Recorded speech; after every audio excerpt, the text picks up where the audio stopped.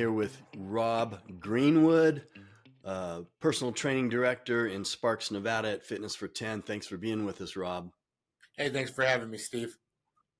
I'm going to ask one of my favorite questions that I like to ask a lot of trainers and just fit people in the fitness and health industry. And that is, if you could only take 5 supplements, what would they be? You can only take 5. Now, for me, I mean, it changes. You know, if I had to choose 5 this month, it's going to be different 3 months from now. But choosing just 5 is torture for me because I'm a supplement guy. You know, you've got two sides of this. Um, just like low carb, high carb, you got two sides. Some people are adamantly against supplements. And it goes all the way back to college for me and my education and so on. Some people are, don't use them.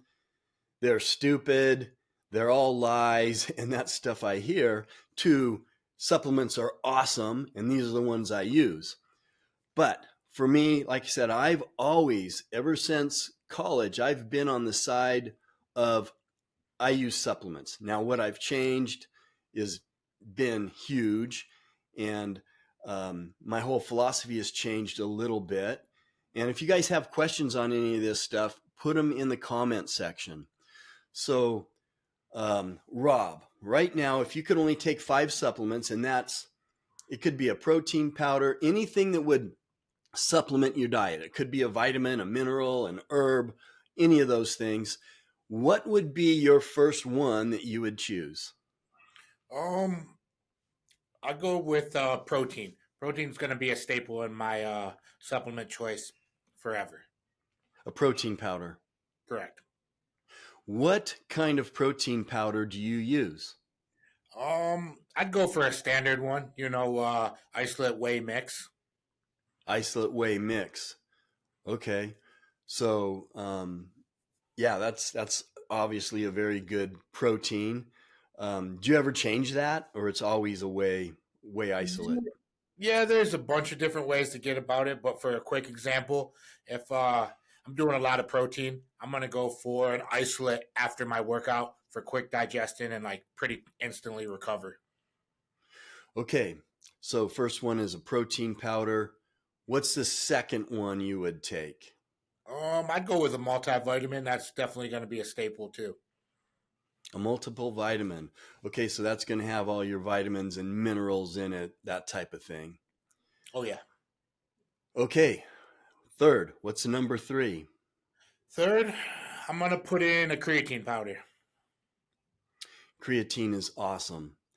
And creatine monohydrate, I'm assuming you're talking about. And creatine is good for multiple things, one of the most studied substances.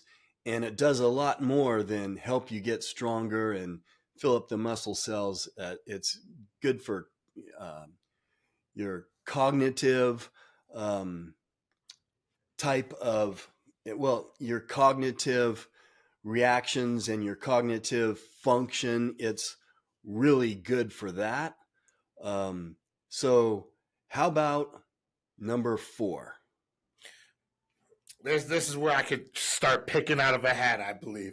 But I'm gonna go with what's on top of the mind. One of my favorites, not a staple, but definitely one of my favorites. I'm gonna go with the citrulline. Citrulline. You do a L-citrulline malate or just L-citrulline, and that is a very interesting one. I get it because that is usually the number one ingredient in all pre-workout formulas. Why? It helps your nitric oxide. It's going to help you get a better pump. That's I take it all the time, and I take it 3 or 4 times a day. But that's a good one for nitric oxide. And it's interesting. You guys go, just if you want to have fun, go find a bunch of, look them up online, different pre-workout formulas. You're going to find citrulline in pretty much all of them in a decent dose, right? Yep. Okay, what's number 5? You got one more.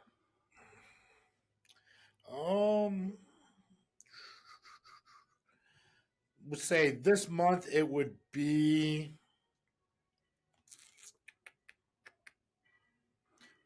There's a tough one.